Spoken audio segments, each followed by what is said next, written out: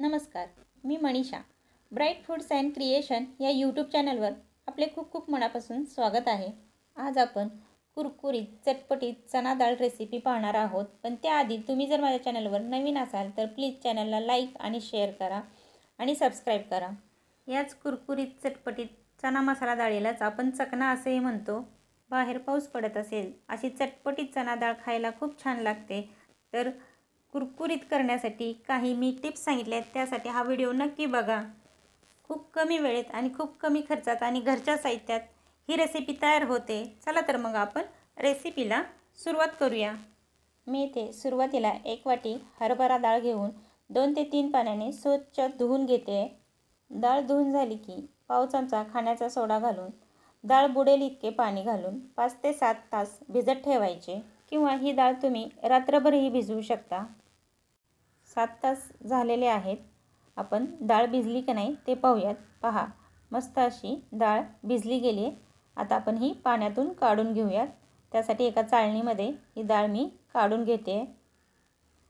2 ते 3 मिनिटे ही डाळ आपण अशीच चाळणीमध्ये ठेवणार आहोत. यातील पाणी कमी होईल. त्यानंतर एक कॉटनचा कपडा घेऊन त्यावर चांगली पातळ पसरवायची आणि फॅनखाली ठेवायची. आपल्याला डाळ फार कडकडीत सुकवायची नाही, यातील फक्त पाणी निघून जाईल इतपतच सुकवायचे. अर्धा तास आपण फॅनखाली असंच ठेवणार आहोत.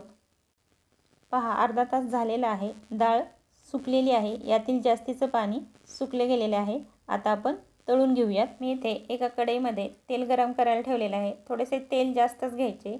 तेल गरम झाले की नाही हे पाहण्यासाठी मी इथे एक डाळ तेलात घालून पाहते.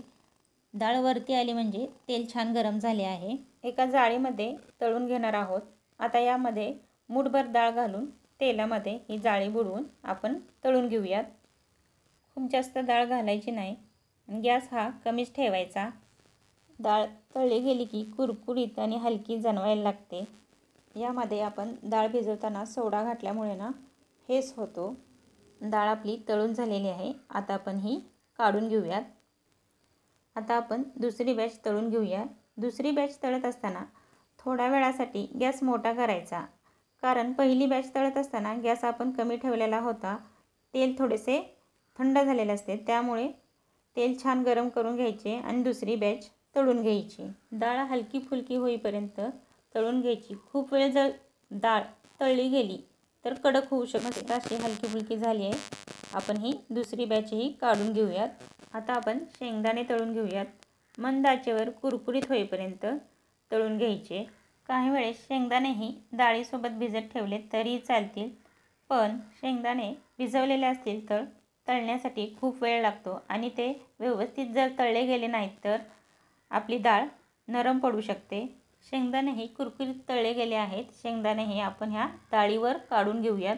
आता आपण लसूण तळून घेऊया. लसूण हा सालासहित तळून घ्यायचा म्हणजे छान लागतो. 7 ते 8 लसणाच्या पाकळ्या घेऊन आपण तळून घेणार आहोत. लसणाचे प्रमाण तुम्ही तुमच्या आवडीनुसार कमी जास्त करू शकता. मंद आचेवर लसूण तळून घ्यायचा म्हणजे तो कुरकुरीत होतो. मोठ्या गॅसवर तळला तर तो आतून कच्चा राहतो. तांबूस रंगावर तळून झाला की लसूण आपण काढून घेऊयात आणि ह्या डाळीवरतीच काढूयात. आता थोडासा कढीपत्ता तळूया. कढीपत्ताही खूप असा कुरकुरीत होईपर्यंत तळायचा. कढीपत्ता कडक झाला की काढून घेऊया. कढीपत्ताही यावरच काढून घ्यायचा. आता हे सर्व छान असे मिक्स करूया.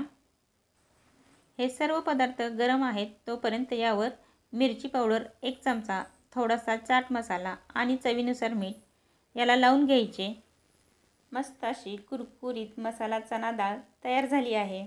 खूप सोपी रेसिपी आहे. घरच्या साहित्यात सहज बनवता येते आणि सर्वांना आवडेल अशीच आहे. त्यामुळे तुम्ही नक्की ट्राय करा.